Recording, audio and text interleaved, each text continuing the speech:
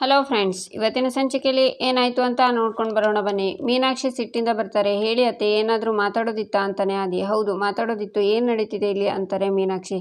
ಯಾವ ವಿಷಯದ ಬಗ್ಗೆ ಹೇಳ್ತಿದ್ದೀರಾ ಅತ್ತೆ ಅಂತಾನೆ ಆದಿ. ಬೆಳಿಗ್ಗೆಯಿಂದ ಆಗ್ತಿದೆಯಲ್ಲ ಆ ವಿಷಯದ ಬಗ್ಗೆ. ನೋಡು ಆದಿ, ಬೆಳಿಗ್ಗೆಯಿಂದ ಇಲ್ಲಿ ತನಕ ಏನೇನು ನಡೆದಿದೆಯೋ ಅದು ಯಾವುದು ನನಗೆ ಇಷ್ಟ ಆಗಿಲ್ಲ ಅಂತಾರೆ ಮೀನಾಕ್ಷಿ. ಅತ್ತೆ, ನನಗೆ ಗೊತ್ತು ನೀವು ತುಂಬ ಇರಿಟೇಟ್ ಆಗಿದ್ದೀರಾ ಅಂತ. ಆ ನ್ಯೂಸಿಂದ ನೀವು ತುಂಬ ಹರ್ಟ್ ಆಗಿದ್ದೀರಾ ಅಂತ ನನಗೆ ಗೊತ್ತು. ಆ ನ್ಯೂಸನ್ನು ಸ್ಟಾಪ್ ಮಾಡೋಕ್ಕೆ ನಾವು ಎಲ್ಲ ರೀತಿಯಲ್ಲಿ ರೆಮಿಡೀಸ್ನ ತಗೊಂಡಿದ್ದೀವಿ ಅತ್ತೆ. ಅದು ಈಗ ಸ್ಪ್ರೆಡ್ ಆಗ್ತಿಲ್ಲ. ಅಷ್ಟಕ್ಕೂ ಮೀಡಿಯಾದವರು ಹತ್ರ ಅಪ್ಪನೂ ಮಾತಾಡಿದ್ದಾರೆ. ನಾನು ನನ್ನ ಸೆಕ್ರೆಟ್ರಿಗೆ ಇದ್ರ ಬಗ್ಗೆ ಒಂದು ಪ್ರೆಸ್ ರಿಲೀಸ್ ರೆಡಿ ಮಾಡಿ ಅಂತ ಹೇಳಿದ್ದೀನಿ. ಸೊ ಡೋಂಟ್ ವರಿ ಅತ್ತೆ ಅಂತಾನೆ ಆದಿ. ನಾನು ಮೀಡಿಯಾದ ವಿಷಯದ ಬಗ್ಗೆ ಮಾತಾಡ್ತಾ ಇಲ್ಲ ಆದಿ, ಎಲ್ಲ ವಿಷಯ CSC ಮಾತಾಡ್ತಿದ್ದೀನಿ. ನಮ್ಮ ಫ್ಯಾಮಿಲಿಗೆ ಥ್ರೆಟ್ ಇದೆ ಅಂತ ಗೊತ್ತಾ ಆದಿ ನಿನಗೆ ಅಂತಾರೆ ಮೀನಾಕ್ಷಿ. ಏನು ಥ್ರೆಟ್ ಅತ್ತೆ ಅಂತಾನೆ ಆದಿ. ನೀನು ಮದುವೆ ಆಗಿರೋದು ಯಾರನ್ನ ಆದಿ? ಬರೀ 2 ಮಕ್ಕಳ ತಾಯಿನಲ್ಲ, ಒಬ್ಬ ಕ್ರಿಮಿನಲ್ ಎಕ್ಸ್-ವೈಫ್ನ. ಅವನು ನಿಮಗೆಲ್ಲ ಏನು ಮಾಡಲ್ಲ ಅಂತ ಏನು ಗ್ಯಾರಂಟಿ ಆದಿ? ನಿನಗೇನಾದರೂ ಆದರೆ ಅಥವಾ ನಮ್ಮ ಫ್ಯಾಮಿಲಿಗೆ ಏನಾದರೂ ಆದರೆ ಏನು ಕತೆ ಆದಿ? ಆ ತಾಂಡವನ್ನ ಅರೆಸ್ಟ್ ಮಾಡ್ಕೊಂಡು ಹೋದಾಗ ನಾನು ನೋಡಿದೆ. ಅವನ ಮುಖದಲ್ಲಿರೋ ಸಿಟ್ಟು, ಗಾಬರಿನೆಲ್ಲ ನೋಡಿ ನನಗೆಷ್ಟು ಭಯ ಆಗ್ತಿದೆ ಗೊತ್ತಾ? ಅವನು ಏನಾದರೂ ಮಾಡ್ತಾನೆ ಅನ್ನಿಸ್ತಿದೆ ಅಂತಾರೆ ಮೀನಾಕ್ಷಿ. ನಾನಿದ್ದೀನಲ್ಲ ಅತ್ತೆ, ಈಗ ನನ್ನ ಜೊತೆಗೆ ಭಾಗ್ಯನೂ ಇದ್ದಾರೆ, ಇದನ್ನೆಲ್ಲ ಫೇಸ್ ಮಾಡೋಕ್ಕೆ ಅಂತಾನೆ ಆದಿ. ಅವಳು ಇರೋದೇ ಸಮಸ್ಯೆ ಆಗ್ತಿರೋದು ಆದಿ. ಇಷ್ಟು ವರ್ಷ ನಿನ್ನನ್ನು ಕಣ್ಣಲ್ಲಿ ಕಣ್ಣಿಟ್ಟು ನೋಡ್ಕೊಂಡಿದ್ದೀನಿ ಕಣೋ, ನಿನ್ನ ಕೈ ತಪ್ಪು ಹೋಗ್ತೀಯಾ ಅಂತ ಭಯ ಆಗ್ತಿದೆ ಆದಿ ಅಂತಾರೆ ಮೀನಾಕ್ಷಿ. ಅತ್ತೆ, ನೀವು ಸುಮ್ಮನೆ ಏನೇನೋ ಯೋಚನೆ ಮಾಡಬೇಡಿ, ಹಾಗೆಲ್ಲ ಏನೂ ಆಗಲ್ಲ. ಇಷ್ಟು ವರ್ಷ ನಾನು ಒಬ್ಬನೇ ಇದ್ದೆ, ಈಗ ನನ್ನ ಜೊತೆಗೆ ಭಾಗ್ಯ ಇದ್ದಾರೆ, ನಾನು ಇನ್ನೂ ಸ್ಟ್ರಾಂಗ್ ಆಗಿದ್ದೀನಿ. ಸೊ ಏನೂ ಪ್ರಾಬ್ಲಮ್ ಇಲ್ಲ. ಆ್ಯಂಡ್ ತಾಂಡವ್ ಜೈಲಲ್ಲಿದ್ದಾನೆ, ಅವನು ಏನೂ ಮಾಡೋಕ್ಕಾಗಲ್ಲ, ನೀವು ಏನೂ ಯೋಚನೆ ಮಾಡಬೇಡಿ ಅಂತ ಆದಿ ಹೋಗ್ತಾನೆ. ಆಗ ಮೀನಾಕ್ಷಿ ಅಲ್ಲೇ ಕೂತ್ಕೊಂಡು ಬರ್ತಾ ಬರ್ತಾ ಯಾಕೆ ಅತಿಯಾಗಿ ಆಡ್ತಿದ್ದಾನೆ, ಎಲ್ಲ ವಿಷಯಕ್ಕೂ ಭಾಗ್ಯ ಭಾಗ್ಯ ಅಂತಾರೆ ಮೀನಾಕ್ಷಿ. ಈಚೆ ಕುಸುಮ ಅಡುಗೆ ಮನೆಯಲ್ಲಿ ಕೂತ್ಕೊಂಡು ತನ್ವಿ ಹೇಳಿದ ಮಾತನ್ನೆಲ್ಲ ನೆನಪು ಮಾಡ್ಕೊಂಡು ಅಳ್ತಾರೆ. ಆಗ ಒಲೆ ಮೇಲೆ ಪಾತ್ರೆ ಇಟ್ಟಿದ್ದು ನೆನಪಾಗಿ ಗ್ಯಾಸ್ ಆಫ್ ಮಾಡಿ, ಅನ್ಯಾಯವಾಗಿ ಎಷ್ಟೊಳ್ಳೆ ಪಾತ್ರೆ ಸುಟ್ಟೋಯ್ತಲ್ಲಪ್ಪ. ನಮ್ಮ ಜೀವನನೂ ಹಾಗೆ, ಯಾವುದೇ ಒಂದು ಸರಿ ಮಾಡೋಕೆ ಹೋಗಿ ಪೂರ್ತಿ ಗಮನ ಅಲ್ಲಿ ಕೊಟ್ಬಿಡ್ತೀವಿ, ಆದರೆ ಇನ್ನೊಂದು ಕಡೆ ಬೆಂಕಿ ಹೊತ್ಕೊಂಡು ಉರಿತಾ ಇರುತ್ತೆ, ಅದು ನಮಗೆ ಗೊತ್ತೇ ಆಗಲ್ಲ. ಅದಕ್ಕೆ ನಮ್ಮ ಬದುಕು ಅಷ್ಟು ಸೀದೋಗಿರೋ ಬಾಣಲಿ ಥರ ಆಗಿದೆ ಅಂತ ಕಣ್ಣೀರನ್ನು ಒರೆಸ್ಕೋತಾರೆ. ಆಗ ಅವರಿಗೆ ಕಾಲ್ ಬರುತ್ತೆ. ಫೋನ್ ನೋಡಿ ಛೀ ಅಂತ ಕಾಲ್ ಕಟ್ ಮಾಡಿ, ಏನು ರೀ ಕುಸುಮ ಅವರೇ, ಮಗ ಜೈಲಿಗೆ ಹೋದಂತೆ, ಸೊಸೆ ಇನ್ನೊಂದು ಮದುವೆ ಆದ್ಲಂತೆ, ಇದನ್ನೆಲ್ಲ ಹೇಳಿ ನಮ್ಮ ಹೊಟ್ಟೆ ಉರ್ಸೋಕ್ಕೆ ಕಾಲ್ ಮಾಡೋದು ಅಂತಾರೆ ಕುಸುಮ. ಆಗ ಮತ್ತೆ ಫೋನ್ ರಿಂಗ್ ಆಗುತ್ತೆ. ಫೋನ್ ನೋಡಿ, ಹಲೋ, ನಾನು ಹೇಳಿದ ವಿಷಯದ ಬಗ್ಗೆ ಏನಾದರೂ ಗೊತ್ತಾಯ್ತಾ ಅಂತ ಫೋನ್ ಮಾಡಿದ್ದು ಹುಡುಗನ ಹತ್ರ ಕೇಳ್ತಾರೆ ಕುಸುಮ. ನಾನು ನನ್ನ ಸೋರ್ಸ್ ಹತ್ರ ಎನ್ಕ್ವೈರಿ ಮಾಡಿದೆ, ಇದು ಸುಮ್ಮನೆ ವೈರಲ್ ಆಗಿರೋ ವಿಡಿಯೋ ಅಲ್ಲ, ಯಾರೋ ಸೋಷಿಯಲ್ ಮೀಡಿಯಾ ಇನ್ಫ್ಲುಯೆನ್ಸ್ ಮತ್ತು TV ರಿಪೋರ್ಟರ್ ಇಬ್ಬರು ಸೇರಿ ವೈರಲ್ ಮಾಡಿರೋ ವಿಡಿಯೋ ಅಂತಾನೆ ಅವನು. ಬೇಕು ಅಂತ ಮಾಡಿದಾರ? ಯಾರು ಅಂತಾರೆ ಕುಸುಮ. ಗೊತ್ತಿಲ್ಲ ಆಂಟಿ, ಆದರೆ ಬೇಕು ಅಂತಲೇ ಮಾಡಿದ್ದಾರೆ ಅಂತಾನೆ ಅವನು. ಅಂದರೆ ಏನು ನಿಮ್ಮ ಮಾತಿನ ಅರ್ಥ? ಯಾರೋ ದುಡ್ಡು ಕೊಟ್ಟು ಈ ಥರ ಕೆಟ್ಟದಾಗಿ ವಿಡಿಯೋ ಮಾಡಿ ಅಂತ ಹೇಳಿದಾರಾ ಅಂತಾರೆ ಕುಸುಮ. ಹೌದು, ಹಾಗೆ ಪ್ಲ್ಯಾನ್ ಮಾಡಿದ್ದಾರೆ. ಇದ್ರ ಹಿಂದೆ ಖಂಡಿತವಾಗಿ ಯಾರೋ ಒಬ್ಬ ಶ್ರೀಮಂತ ವ್ಯಕ್ತಿ ಇದ್ದೇ ಇರ್ತಾರೆ. ಒಂದು ಕೆಲಸ ಮಾಡಿ, ಆದಷ್ಟು ಬೇಗ ಪೊಲೀಸ್ ಕಂಪ್ಲೇಂಟ್ ಕೊಟ್ಬಿಡಿ. ಸೈಬರ್ ಕ್ರೈಮ್ಗೆ ಕಂಪ್ಲೇಂಟ್ ಕೊಟ್ಟರೆ ಇದ್ರ ಹಿಂದೆ ಯಾರಿದ್ದಾರೆ ಅಂತ ಗೊತ್ತಾಗುತ್ತೆ ಅಂತಾನೆ ಅವನು. ಪೊಲೀಸ್ ಸ್ಟೇಷನ್ ಬೇಡ, ಈ ತಾಂಡವ್ ಸಲುವಾಗಿ ಲಾಯರು, ಪೊಲೀಸ್ ಸ್ಟೇಷನ್ನು ಅಲ್ದು ಸಾಕಾಗಿದೆ, ಮನೆಯಲ್ಲಿ ಮಕ್ಕಳು ಬೇರೆ ಇದ್ದಾರೆ, ಅವೆಲ್ಲ ಬೇಡ ಅಂತಾರೆ ಕುಸುಮ. ಆಂಟಿ, ನನ್ನ ಪ್ರಕಾರ ನೀವು ಆ್ಯಕ್ಷನ್ ತಗೊಳ್ಳೋದೇ ಒಳ್ಳೆಯದು ಅಂತಾನೆ ಅವನು. ದಯವಿಟ್ಟು ನನಗೆ ಒಂದು ಸಹಾಯ ಮಾಡ್ತೀರಾ ಅಂತಾರೆ ಕುಸುಮ. ಹೇಳಿ ಆಂಟಿ ಅಂತಾನೆ ಅವನು. ನೀವು ಹೇಗಾದರೂ ಮಾಡಿ ಆ ವ್ಯಕ್ತಿ ಯಾರು ಅಂತ ಕಂಡುಹಿಡಿಬೋದಾ ಅಂತಾರೆ ಕುಸುಮ. ಸರಿ ಆಂಟಿ, ಟ್ರೈ ಮಾಡ್ತೀನಿ, ಏನಾದರೂ ಇನ್ಫಾರ್ಮೇಷನ್ ಸಿಕ್ಕಿದ್ರೆ ತಿಳಿಸ್ತೀನಿ ಅಂತಾನೆ ಅವನು. ಅಷ್ಟು ಮಾಡಿ ಪುಣ್ಯ ಕಟ್ಕೊ ಅಂತ ಕಾಲ್ ಕಟ್ ಮಾಡ್ತಾರೆ ಕುಸುಮ. ದುಡ್ಡು ಕೊಟ್ಟು ಇಂಥ ಕೆಲಸ ಮಾಡಿ ನಮ್ಮ ಮನೆ ಮಾನ ಮರ್ಯಾದೆ ಹರಾಜು ಹಾಕಿಸ್ತಿದ್ದಾರೆ ಅಂದರೆ ಅದು ಯಾರಿರ್ಬೋದು? ನಮ್ಮ ಶತ್ರುಗಳು. ಯಾರು? ಒಂದು ಮನೆ ಹಾಳು ತಾಂಡವ್, ಇನ್ನೊಂದು ಶ್ರೇಷ್ಠ. ತಾಂಡವ್ ಜೈಲಲ್ಲಿದ್ದಾನೆ, ಅವನಿಗೆ ಇದನ್ನೆಲ್ಲ ಮಾಡೋಕ್ಕಾಗಲ್ಲ, ಇನ್ಯಾರು? ಶ್ರೇಷ್ಠನ ಆದಿಭಾಗ್ಯ ಮದುವೆ ಆದ್ರಲ್ಲ, ಅದೇ ಹೊಟ್ಟೆ ಕಿಚ್ಚಿಗೆ ಮಾಡಿಸಿರ್ತಾಳೆ ಅಂತಾರೆ ಕುಸುಮ. ಈಚೆ ಕಿಶನ್ ಆದಿ ರೂಮ್ ಡೋರ್ನ ಕ್ಲೋಸ್ ಮಾಡ್ತಾನೆ. ಕಿಶನ್, ನೀನು ಇಲ್ಲೇನು ಮಾಡ್ತಿದ್ಯಾ ಅಂತ ಆದಿ ಬರ್ತಾನೆ. ನಾನೇನೋ ಮಾಡ್ತಿದ್ದೆ, ಅದೆಲ್ಲ ನಿನಗೇಕೆ? ನೀನು ಮದುವೆ ಆದ ತಕ್ಷಣ ನಿನ್ನ ರೂಮಿಗೆ ಬರಬಾರ್ದು ಅಂತ ಏನಾದರೂ ರೂಲ್ಸ್ ಮಾಡಿದ್ಯಾ ಅಂತಾನೆ ಕಿಶನ್. ತರಲೆ, ಹಾಗೆಲ್ಲ ಏನಿಲ್ಲ ಅಂತಾನೆ ಆದಿ. ಹಾಗೆಲ್ಲ ಇದ್ದರೂ ನಾನು ಫಾಲೋ ಮಾಡಲ್ಲ ಅಂತ ಗೊಣಗ್ತಾನೆ ಕಿಶನ್. ಜಾಗ ಬಿಡು, ನಾನು ರೂಮಿಗೆ ಹೋಗಬೇಕು ಅಂತಾನೆ ಆದಿ. ಬಿಟ್ಬಿಡ್ತೀನಿ, ಸ್ವಲ್ಪ ಕೆಲಸ ಇದೆ, ಆಮೇಲೆ ಆರಾಮಾಗಿ ಹೋಗುವಂತೆ ಅಂತಾನೆ ಕಿಶನ್. ನನ್ನ ರೂಮಲ್ಲಿ ನಿನಗೇನು ಕೆಲಸ? ನಾನು ಫ್ರೆಶ್ ಅಪ್ ಆಗಬೇಕು, ನೀನು ಜಾಗ ಬಿಡು ಅಂತಾನೆ ಆದಿ. ನೀನು ಫ್ರೆಶ್ ಆಗೋಕ್ಕೆ ನನ್ನ ರೂಮಿಗೆ ಹೋಗು ಅಂತಾನೆ ಕಿಶನ್. ಇಲ್ಲ, ನಾನು ಇಲ್ಲೇ ಆಗಬೇಕು ಅಂತಾನೆ ಆದಿ. ನೋ ವೇ, ಚಾನ್ಸೇ ಇಲ್ಲ, ವಾಪಸ್ ಹೋಗು ಅಂತಾನೆ ಕಿಶನ್.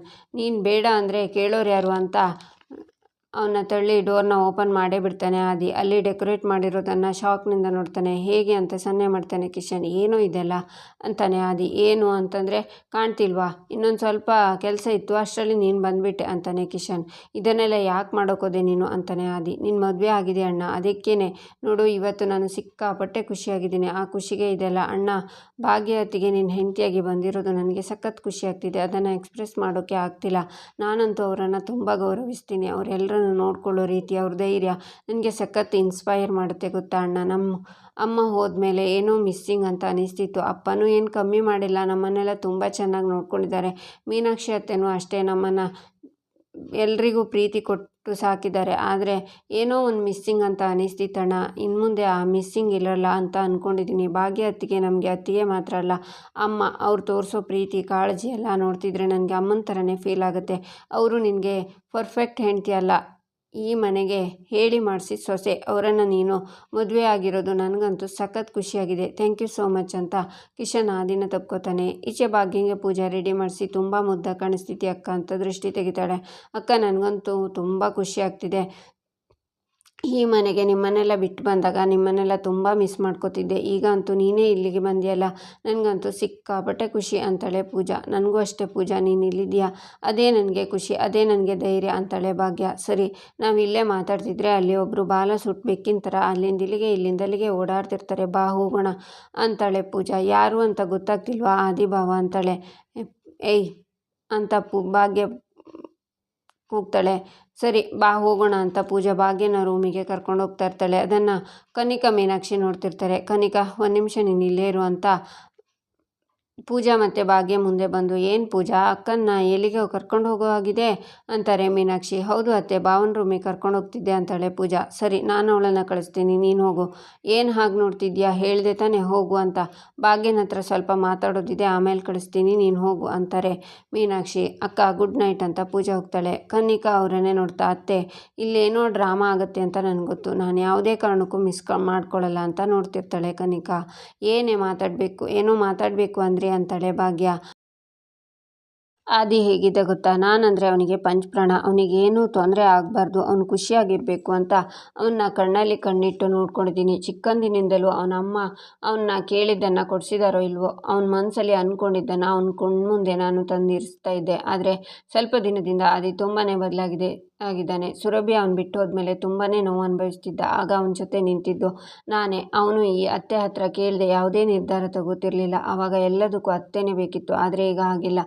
ಇರಲಿ ಬಿಡು, ಅವನಿಂದ ನನ್ನ ದೂರ ಮಾಡೋಕ್ಕೆ ಒಂದಿಷ್ಟು ಜನ ಕೆಲಸ ಮಾಡ್ತಿದ್ದಾರೆ, ಅದೇ ಅಂದಮೇಲೆ ಇದೆಲ್ಲ ಆಗುತ್ತಲ್ವಾ ಅಂತಾರೆ ಮೀನಾಕ್ಷಿ. ನೀವು ಇದ್ರ ಬಗ್ಗೆನೇ ಮಾತಾಡಬೇಕು ಅಂದಿದ್ದ ಅಂತಾಳೆ ಭಾಗ್ಯ. ಇಲ್ಲ ಖಂಡಿತ ಇಲ್ಲ ಭಾಗ್ಯ, ನಿನ್ನ ಹತ್ರ ಒಂದು ಮುಖ್ಯವಾದ ವಿಷಯ ಮಾತಾಡಬೇಕು. ಆದಿ ಜೀವನದಲ್ಲಿ ತುಂಬ ಒದ್ದಾಡಿದ್ದಾನೆ, ತುಂಬ ನೋವು ಅನುಭವಿಸಿದ್ದಾನೆ. ಇವಾಗ ನಿನ್ನ ಜೊತೆ ಖುಷಿಯಾಗಿರಬೇಕು ಅಂದ್ಕೊಂಡಿದ್ದಾನೆ. ಆ ಖುಷಿನ ಕಾಪಾಡೋದು ನಿನ್ನ ಜವಾಬ್ದಾರಿ ಅಂತಾರೆ ಮೀನಾಕ್ಷಿ. ಖಂಡಿತ ಅತ್ತೆ, ನನ್ನ ಕೈಲಾದ ಪ್ರಯತ್ನ ನಾನು ಖಂಡಿತ ಮಾಡ್ತೀನಿ ಅಂತಾಳೆ ಭಾಗ್ಯ.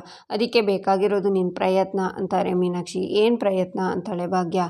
ಆದಿಗಾಗಲಿ ನಿನಗಾಗಲಿ ಇಬ್ಬರಿಗೂ ಕಾಡೋದು ಏನು ಹೇಳು, ನಿಮ್ಮ ಫಾಸ್ಟ್ ಎಲ್ಲನೂ ಮರೆತು ಆದಿ ಜೊತೆ ಹೊಸದಾಗಿ ಜೀವನ ಶುರು ಮಾಡ್ತೀನಿ ಅಂತ ನನಗೆ ಮಾತು ಕೊಡು. ಇನ್ನು ಮುಂದೆ ಫಾಸ್ಟ್ ಏನೇ ಇದ್ದರೂ ಅದು ಆದಿ ಜೀವನಕ್ಕೆ ಅಡ್ಡಿ ಆಗಬಾರ್ದು, ಅವನ ಭವಿಷ್ಯಕ್ಕೆ ತೊಂದರೆ ಮಾಡಬಾರ್ದು ಅಂತ ಮೀನಾಕ್ಷಿ ಕೈ ಮುಂದೆ ಮಾಡ್ತಾರೆ. ಆಗ ಭಾಗ್ಯ ಕೈ ಮೇಲೆ ಕೈ ಇಟ್ಟು, ನೀವು ಹೇಳಿದ ಹಾಗೆ ಆದಿಯವರಿಗಾಗಲಿ ಈ ಮನೆಯವರಿಗಾಗಲಿ ನನ್ನ ಫಾಸ್ಟಿಂದ ಯಾವುದೇ ತೊಂದರೆ ಆಗದೆ ಇರೋ ಹಾಗೆ ನಾನು ನೋಡ್ಕೋತೀನಿ ಅಂತ ಭಾಗ್ಯ ನಿಮಗೆ ಮಾತು ಕೊಡ್ತಿದ್ದಾಳೆ ಅಂತಾಳೆ ಭಾಗ್ಯ. ಹಾಂ, ಇನ್ನೊಂದು ವಿಷಯ, ನಾನು ಹೀಗೆ ಪ್ರಾಮಿಸ್ ತೊಗೊಂಡಿದ್ದೀನಿ ಅಂತ ಅದಕ್ಕೆ ಯಾವುದೇ ಕಾರಣಕ್ಕೂ ಗೊತ್ತಾಗಬಾರ್ದು, ಸರಿನಾ ಅಂತಾಳೆ ಮೀನಾಕ್ಷಿ. ಸರಿ ಅಂತಾಳೆ ಭಾಗ್ಯ. ಸರಿ ಹೋಗು ಅಂತ ಮೀನಾಕ್ಷಿ ಹೇಳ್ತಾರೆ. ಭಾಗ್ಯ ಹೋಗ್ತಾಳೆ. ಈಚೆ ಆದಿ ಬೆಡ್ ಮೇಲೆ ಕೂತ್ಕೊಂಡು ಭಾಗ್ಯಂಗೆ ಕಾಯ್ತಿರ್ತಾನೆ. ಭಾಗ್ಯ ಬಂದು ಡೋರ್ನ ಕ್ಲೋಸ್ ಮಾಡಿ ಆದಿ ರೂಮನ್ನು ನೋಡಿ ಶಾಕ್ ಆಗ್ತಾಳೆ. ನಂತರ ಆದಿ ಹತ್ರ ಬಂದು ನಿಂತ್ಕೋತಾಳೆ. ಕೂತ್ಕೊಳ್ಳಿ ಭಾಗ್ಯ, ಕೂತ್ಕೊಳ್ಳಿ ಅಂತಾನೆ ಆದಿ. ಮುಜುಗರ ಪಡ್ಕೋತಾರೆ ಇಬ್ಬರು. ಭಾಗ್ಯ, ನನಗೆ ಗೊತ್ತು ನಿಮಗೆ ತುಂಬ ಮುಜುಗರ ಅನ್ನಿಸ್ತಿದೆ ಅಂತ. ರಿಯಲಿ ಸಾರಿ, ಈ ಅರೇಂಜ್ಮೆಂಟ್ಸ್ ಬಗ್ಗೆ ಎಲ್ಲ ನನಗೆ ನಿಜವಾಗ್ಲೂ ಗೊತ್ತಿರಲಿಲ್ಲ. ಇದೆಲ್ಲ ಅಪ್ಪ ಮತ್ತು ಕಿಶನ್ ಕೆಲಸ. ನಿಮಗೆ ಮುಜುಗರ ಆಗಿದ್ರೆ ಐ ಆಮ್ ರಿಯಲಿ ಸಾರಿ ಭಾಗ್ಯ ಅಂತಾನೆ ಆದಿ. ಆಗ ಆದಿಗೆ ಕಾಲ್ ಬರುತ್ತೆ, ಒಂದು ಇಂಪಾರ್ಟೆಂಟ್ ಕಾಲ್, ಒಂದು ನಿಮಿಷ ಅಂತ ಆದಿ ಈಚೆ ಬಂದು ಹಲೋ ಥ್ಯಾಂಕ್ ಯು ಅಂತ ಮಾತಾಡ್ತಾನೆ. ಭಾಗ್ಯ ಕೂತ್ಕೊಂಡು ಅವನ್ನ ನೋಡ್ತಾ ಮೀನಾಕ್ಷಿಗೆ ಮಾತು ಕೊಟ್ಟಿದ್ದನ್ನು ನೆನ್ಪು ಮಾಡ್ಕೋತಾಳೆ. ಆಗ ಎಲ್ಲ ನೆನಪುಗಳು ಅವಳ ಕಣ್ಮುಂದೆ ಬಂದು ಹೋಗುತ್ತೆ. ಫೋನಲ್ಲಿ ಮಾತಾಡಿ ಆದಿ ಬಂದು, ಏನು ಭಾಗ್ಯ ಎಲ್ಲ ಅರ್ಜೆಂಟಾಗಿ ಆಗೋಯ್ತು ಅಂದ್ಕೊಂಡ್ರ ಅಂತಾನೆ. ಹಾಂ ದೇವರೇ, ಉಸಿರಾಡೋದಕ್ಕೂ ಪುರ್ಸೊತ್ತಿರ್ಲಿಲ್ವೋ ಅನ್ನಿಸ್ತಿದೆ ಅಂತಾಳೆ ಭಾಗ್ಯ. ನೀರು ಕುಡೀರಿ ಅಂತ ಆದಿ ಭಾಗ್ಯಂಗೆ ನೀರು ಕೊಡ್ತಾನೆ. ಥ್ಯಾಂಕ್ಸ್ ಅಂತ ಭಾಗ್ಯ ನೀರನ್ನು ಕುಡ್ತಾಳೆ. ನಂತರ ಆದಿ, ನಿಮ್ಮ ಫೇವ್ರೆಟ್ ಚಾಟ್ ಪಾನಿಪುರಿ ಅಂತಾನೆ. ಹೌದು ಅಂತಾಳೆ ಭಾಗ್ಯ. ನಿಮ್ಮ ಫೇವ್ರೆಟ್ ಹೀರೋ ಅಣ್ಣವರು ಅಂತಾನೆ ಆದಿ. ಸರಿ ಅಂತಾಳೆ ಭಾಗ್ಯ. ನಿಮ್ಮ ಫೇವ್ರೆಟ್ ಆರ್ನಮೆಂಟ್ಸ್ ಜುಮ್ಕಿ ಅಂತಾನೆ ಆದಿ. ಎಸ್ ದೇವ್ರೆ ಅಂತಾಳೆ ಭಾಗ್ಯ. ಹೆಂಗೆ ನಾವು ಇವಾಗ ನೀವು ಎಸ್ ಆರ್ ನೋ ಅಂತ ಹೇಳಬೇಕು, ನಾನೇನೋ ಕೇಳ್ತೀನಿ ಅಂತಾನೆ ಆದಿ. ಹೇಳಿ ಅಂತಾಳೆ ಭಾಗ್ಯ. ಮೀನಾಕ್ಷಿ ಅತ್ತೆ ನಿಮ್ಮ ಹತ್ರ ಹಳೆಯದನ್ನೆಲ್ಲ ಮರಿಬೇಕು ಅಂತ ಮಾತು ತಗೊಂಡಿದ್ದಾರೆ ಅಲ್ವಾ ಅಂತಾನೆ ಆದಿ. ಆಗ ಶಾಕ್ನಿಂದ ಭಾಗ್ಯ ನೋಡ್ತಾಳೆ. ಇಲ್ಲಿಗೆ ಈ ಸಂಚಿಕೆ ಮುಕ್ತಾಯವಾಗುತ್ತೆ. ಮುಂದಿನ ಸಂಚಿಕೆಗಾಗಿ ನಮ್ಮ ಚಾನಲನ್ನು ನೋಡಿ, ಸಬ್ಸ್ಕ್ರೈಬ್ ಮಾಡಿ, ಲೈಕ್ ಮಾಡಿ, ಸಪೋರ್ಟ್ ಮಾಡೋದು